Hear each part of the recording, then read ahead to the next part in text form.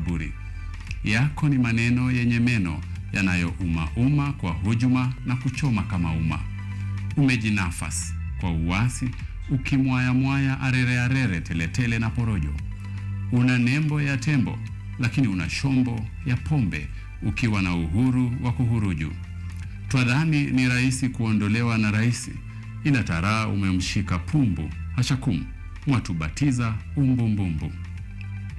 Twataka uondoke bila mateke madhali, unachusha na kuchosha. Na hiyo ndio dondoo ya leo.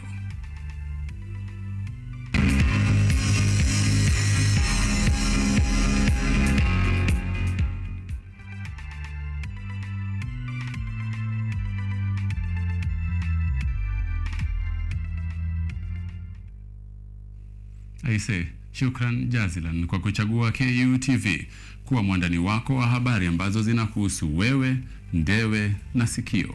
Popote ulipo, hujambo na karibu. Mimi ni Laban Shaban, naye mtangazaji wa lugha ya ishara ni Sami Okelo. Wakenya wanatarajia kugharamika zaidi kufuatia kupitishwa kwa mswada wa kifedha mwaka 2023 katika bunge la kitaifa.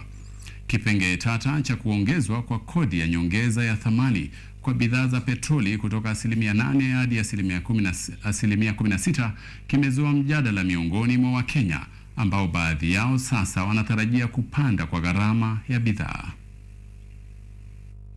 Kufuatia kutekelezwa kwa baadhi ya marekebisho, mswada wa kifedha mwaka 2023 sasa unasubiri kutiwa saini na Rais William Ruto baada yake kupitishwa bungeni.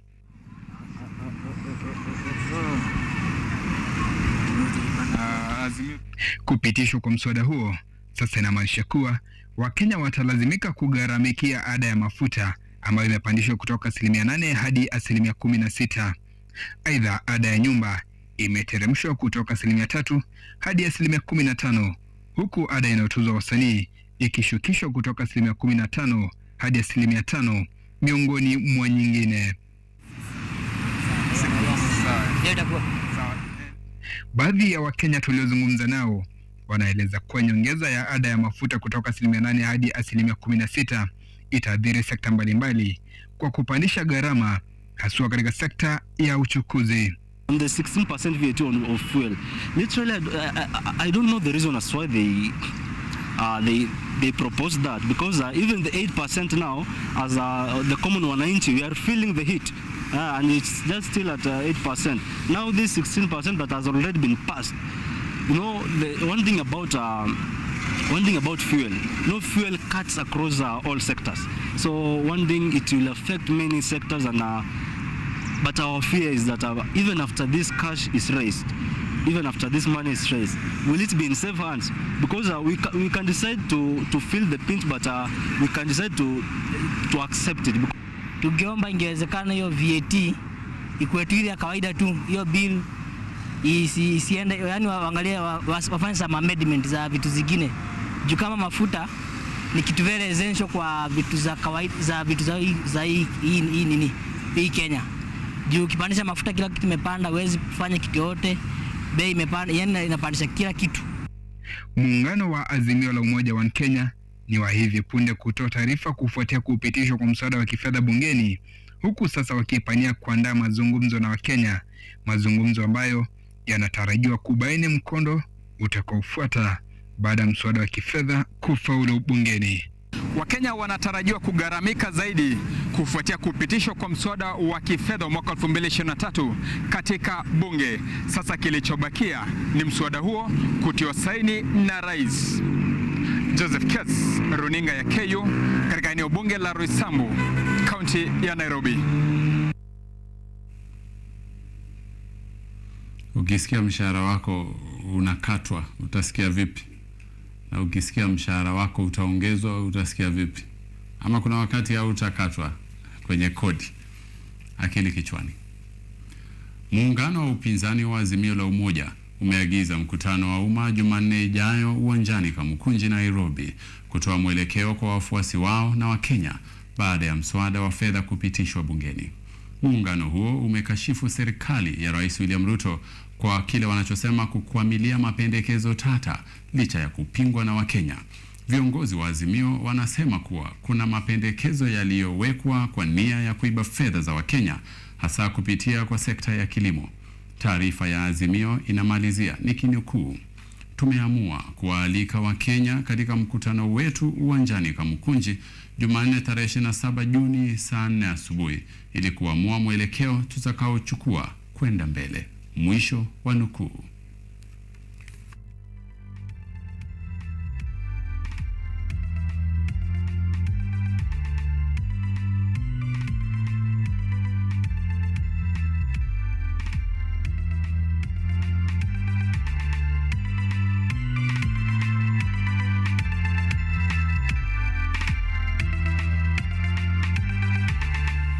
Tuko ngangari kabisa kukuletea taarifa ambazo zinajiri kuhusiana na mswada wa fedha wa mwaka 2023. Ni habari ambayo tutazidi kufuatilia, maana yake muungano wa upinzani wamesema wanaingia barabarani. Kwa hivyo tutarajie mengi zaidi kutoka hapa KUTV. Rais William Ruto ametumia mkutano wa mikataba ya ufadhili wa kimataifa kule Ufaransa kuimarisha ushirikiano kati ya Kenya na nchi za Umoja wa Mataifa. Katika taarifa yake, Ruto ameafikia makubaliano na rais wa Colombia kuchunguza maeneo mapya ya ushirikiano kati ya nchi hizi mbili, ikiwa ni pamoja na biashara na kilimo. Rais Ruto anatarajiwa kuhimiza ujenzi wa miundombinu mpya ya kifedha kwa ajili ya ufadhili wa shughuli za kukabili mabadiliko ya hali ya hewa duniani. Siku ya kwanza ya mkutano wa kimataifa wa mkataba umekamilika kule Ufaransa. Rais Ruto ametumia jukwaa hilo kuimarisha uhusiano baina ya Kenya na nchi za Umoja wa Mataifa.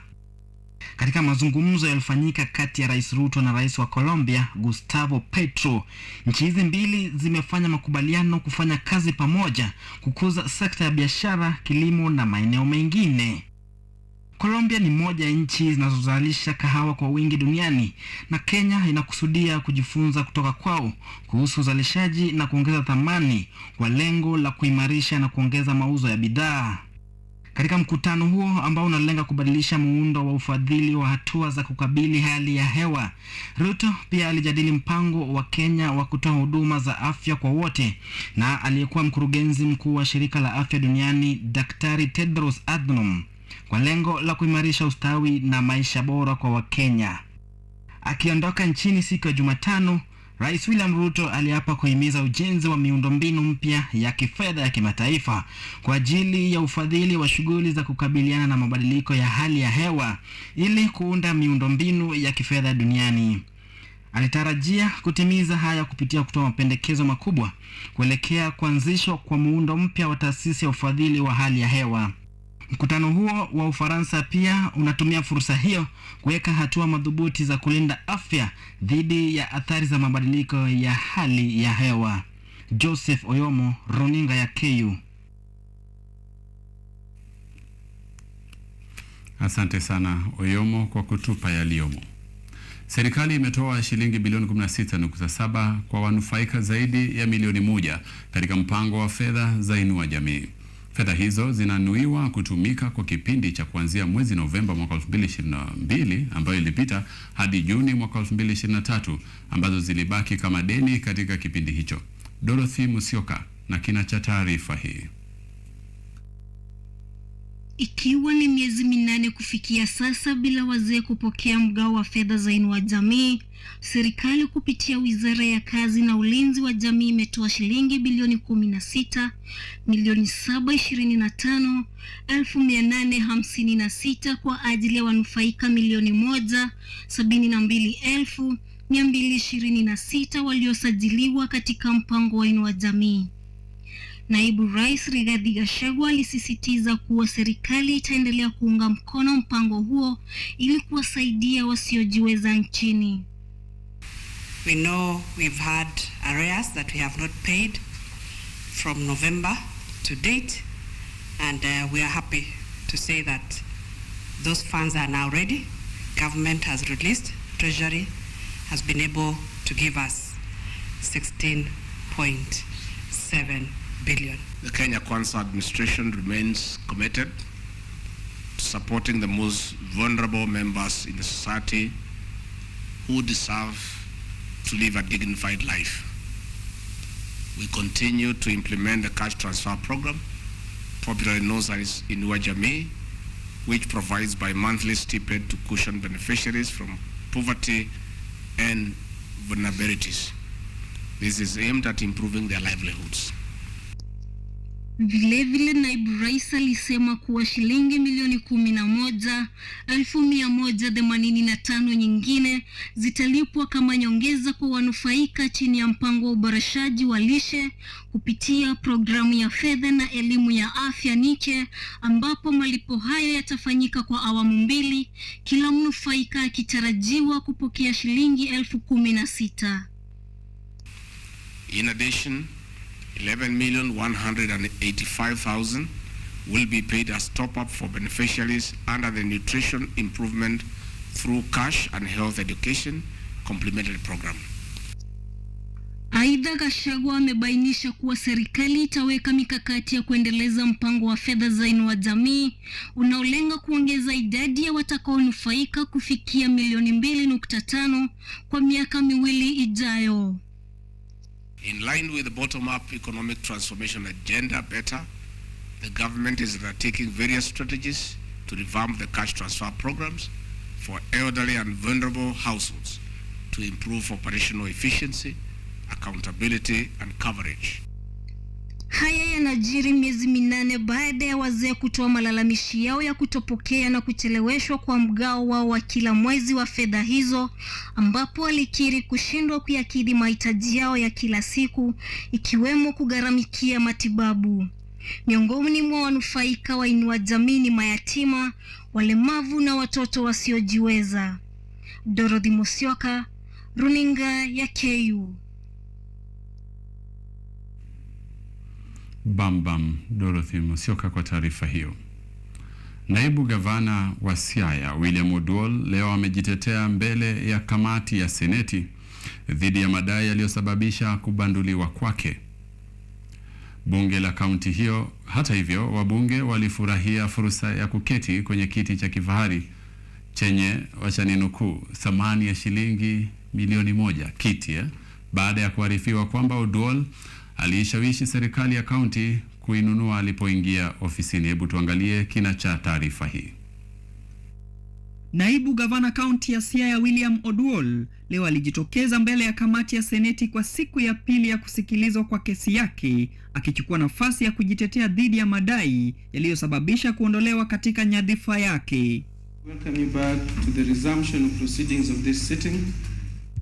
Aliweka wazi kwamba alikumbana na changamoto alipohoji kuhusu matumizi ya takriban shilingi milioni 107 zilizotolewa katika akaunti za kaunti kwa kipindi cha miezi 3. Kulingana na Oduol, pesa hizo zilitolewa kati ya Novemba mwaka wa 2022 na Januari mwaka wa 2023 na afisa mkuu wa fedha Jack Odinga, ambapo uhusiano wao uliokuwa mzuri hapo awali ulipodorora. Baadaye alizuiliwa kuhudhuria mikutano ya baraza la mawaziri, jambo lililoongezea ufa kati yake na mkubwa wake. Wakati wa kusikilizwa kwa kesi hiyo, wabunge wa Seneti walipata fursa ya kujaribu starehe ya kifahari inayohusishwa na kiti chenye thamani ya shilingi milioni 1.1. Ikiwa Seneti itaidhinisha kubanduliwa kwa Oduol afisini, nafasi hii itakuwa mara ya kwanza tangu kuanzishwa kwa serikali ya ugatuzi. Patrick Oduor, Runinga ya KU. Pia kulikuwa na wheelbarrow pia za hela hiyo kule Bungoma, nakumbuka, sio? Vimbwanga vya ugatuzi. Unaendelea kutazama Boresha Kilimo. Samahani. Unaendelea kutazama Mizizi ya Habari kutoka hapa KU TV. Kwa sasa tunachukua pumziko fupi, tarejea na mengi zaidi. Usiondoke hapo ulipo.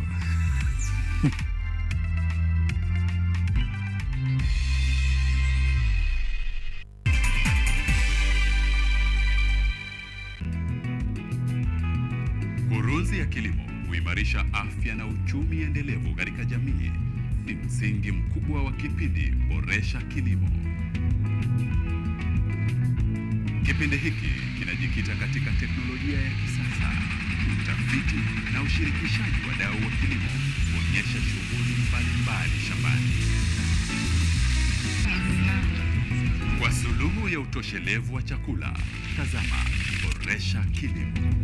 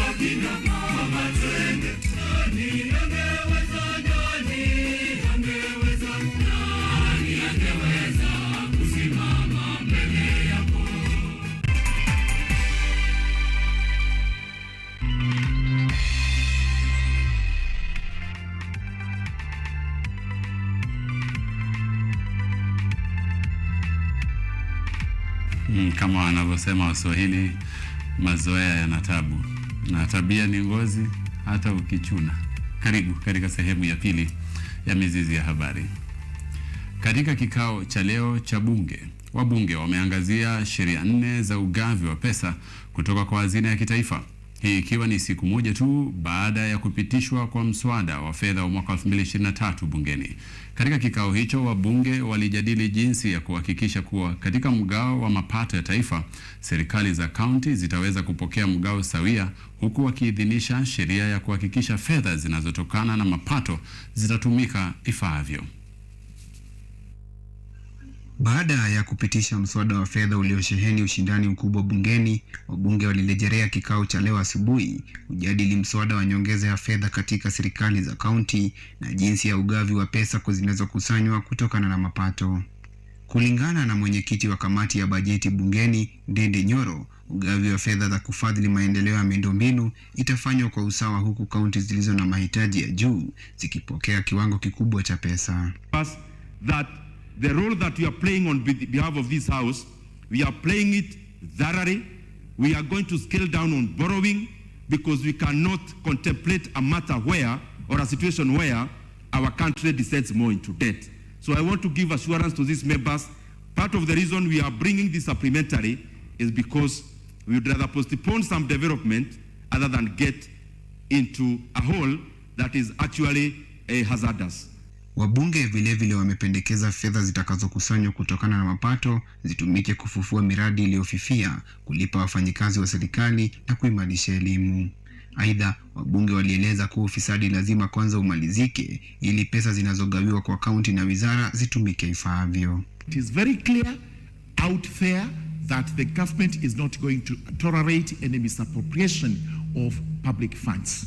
These are public funds meant to serve the public of the Republic of Kenya, and therefore I would actually support His Excellency the President that if anyone is caught trying to misappropriate the money or in any way misapply the money, then the whip must be cracked and that person must be immediately dealt with so that the confidence of the public can be restored that their money is at all times secure.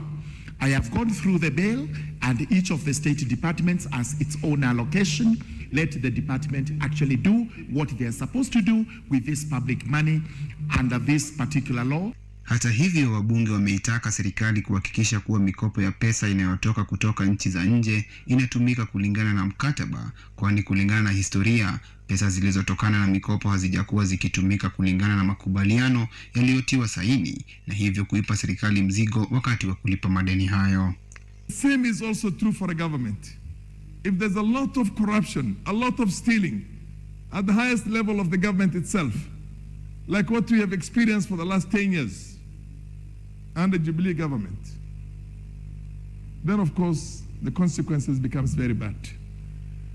But if we're going to change that and have a serious prudency in the management of public finances, then we can go on an ambitious infrastructural development in this country and put up industries and do all sorts of things to make sure that we have an economy that is growing and growing at a very fast rate. A lot of the conversation going around about the wastage and privilege, the hemorrhage, the resources that we are collecting, so that we want to come to a level, a situation where all this is taken care of, the leaks are sealed, so that what is meant for this country comes in, is accounted for and used for the purpose for which it's intended. Fedha za usawazishaji zinatarajiwa kufadhili huduma za msingi ikiwa ni pamoja na maji, barabara, vituo vya afya na umeme katika maeneo pungufu, ikiwa kama njia ya kuleta ubora wa huduma hizo katika maeneo hayo katika kiwango kinachofurahiwa na taifa zima. Edward Nyamo, Runinga KU. Asante sana Edward Nyamu kwa taarifa hiyo. Leo imekuwa siku ya kutoa ushahidi katika kesi inayoendelea baina ya mlalamishi Felix Orinda ambaye anajulikana pia kwa jina DJ Evolve na mbunge Babu Owino. Babu Owino ambaye anashughulikia matibabu na mahitaji ya Felix alijitetea Alhamisi wiki iliyopita akidai kwamba silaha ambayo inakisiwa kumdhuru Felix ilikuwa na itilafu, kwa hivyo isingempiga risasi. Felix ameshuhudia kotini leo akidai kwamba yeye na Babu Owino ni marafiki tangu mwaka 2014, kwa hivyo hawakuwa na uadui wowote. Amesema kwamba hafahamu kilichotokea, kwani alipoamka alijikuta kwenye ambulensi akipelekwa hospitalini. Tukio hilo limemwacha DJ Evolve katika hali mbaya ambayo hawezi kujiondoa kutoka kitandani.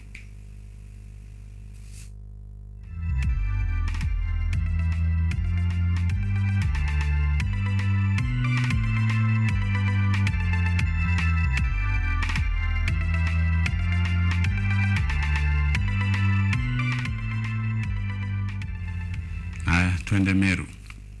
Wawakilishi wadi wa kaunti ya Meru wamesitisha vikao vyao katika bunge la kaunti hiyo hadi muda usiojulikana. Hii ni kutokana na kile wanachosema ni mapuuza ya tume ya kuratibu mishahara na marupurupu SRC ya kuzingatia matakwa yao ya nyongeza ya mishahara. Haya yanajiri baada ya kaunti ya Uasin Gishu kusitisha vikao vyake hapo jana. Kila kuchao moja kwa moja, mabunge ya kaunti mbalimbali nchini yanafunga malango yao na kusitisha vikao vyao mara moja. Kaunti ya Meru imekuwa ya hivi punde kurindima ngoma hiyo, kisa na maana sisi tumeambiwa tuongezwe shilingi 10,000.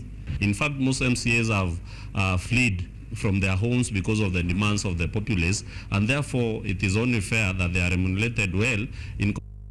Huyo ni msemaji wa madiwani wa kaunti ya Meru, Evans Mawera, ambaye pia ndiye mwasilishi wa mswada wa kufunganya virago na kusitisha vikao katika bunge hilo mara moja. Mawera na wenzake wanalalama kuwa wawakilishi wadi wamekosa mtetezi na kushinikiza kuwa njia pekee iliyobaki ni kufunga malango ya bunge na madiwani kuenda nyumbani. Na kama nilivyosema pale bungeni, sisi hatuna mtetezi, sisi hatuna mtu wa kututetea sisi. Sisi tunatetea wananchi, lakini sisi hatuna mtetezi. Kwa hivyo mtetezi nambari moja wa MCA ni MCA mwenyewe. Semi za Mawera zilikaririwa na wajumbe wa kaunti wenzake walioshinikiza serikali kuingilia kati. Naibu wa Rais Rigathi Gachagua, ambaye pia ni msimamizi wa masuala ya ugatuzi serikalini, anapewa changamoto na wabunge hao kusikiza risala zao na kuwatetea nyongeza kwa mapato yao. And also the Deputy President has maybe will indulge himself in this issue because currently he ends the devolution docket. A review of our salaries is the condition that we are given to come back to them. SRC wanamwangusha rais. Na mimi sifikiri kuna siku moja rais amesema mishahara ya mandiwani izukishwe. Hiyo jana bunge la kaunti ya Uasin Gishu ilitangaza kusimamishwa kwa shughuli za bunge hilo kutokana na swala hilo la nyongeza ya mishahara. Kaunti za Nakuru, Embu, Kericho, Kisii, Kajiado, Laikipia, Samburu, Wajir, Kwale, Nyamira, Makueni na Pokot Magharibi pia zimearifu kugoma. Munene Weru, runinga ya KU.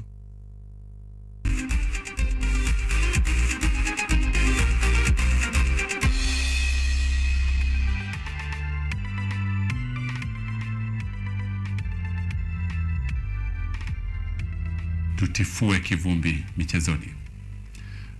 Naibu Rais Rigathi Gachagua amefungua rasmi makala ya mwaka 2023 ya mashindano ya dunia ya mbio za magari WRC katika bustani ya Uhuru kabla ya msafara wa magari ya WRC kuelekea Kasarani kwa majaribio ya kwanza kabla ya kivumbi kamili kushuhudiwa hapo kesho Naivasha. Mbio hizo zimevutia zaidi ya madereva 18 wa kimataifa na wa Kenya akiwemo Karan Patel, huku Jeremiah Wahome, Makre Kimathi na Hamza Anwar wakiwakilisha Kenya katika kitengo cha madereva wachanga. Mix of tough terrain for drivers who must display their highest level of skills to maneuver various challenging sports. This year's edition is special as it features a high number of women drivers, including those sponsored by the government under the Talanta Hela initiative. Haya basi, katika habari funga kazi, mashindano ya riadha ya kimataifa ama ya kitaifa hatimaye yameng'oa nanga hii leo katika uga wa kitaifa wa Nyayo, huku wanariadha wakiandikisha matokeo ya kufana. Bingwa wa Afrika katika mbio za mita 100 Ferdinand Omanyala aliwaduaza wapinzani wake katika kitengo cha 7 baada ya kumaliza shindano hilo kwa muda wa sekunde 10.09. Hesbon Ochieng alidhihirisha uwezo wake katika kitengo cha kwanza cha mita 100 upande wa wanaume baada ya kuandikisha muda wa sekunde 10.70. Katika kitengo cha wanadada mbio za mita 1500 Beatrice Chepkoech aliibuka kidedea katika semifinali ya pili baada ya semifinali ya kwanza kukamilika kwa sare ya muda wa dakika 15.48.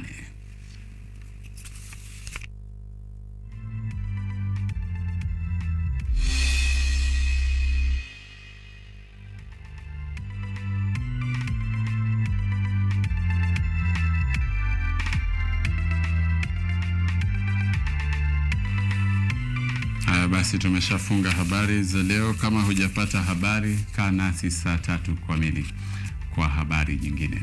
Hadi siku nyingine, Mola Moliwa akiridhia, tutakutana papa hapa kuhabarishana. Nimekuwa wako Laban Shaban, na mtangazaji wa lugha ya ishara amekuwa ni Sami Okelo. Alamsiki.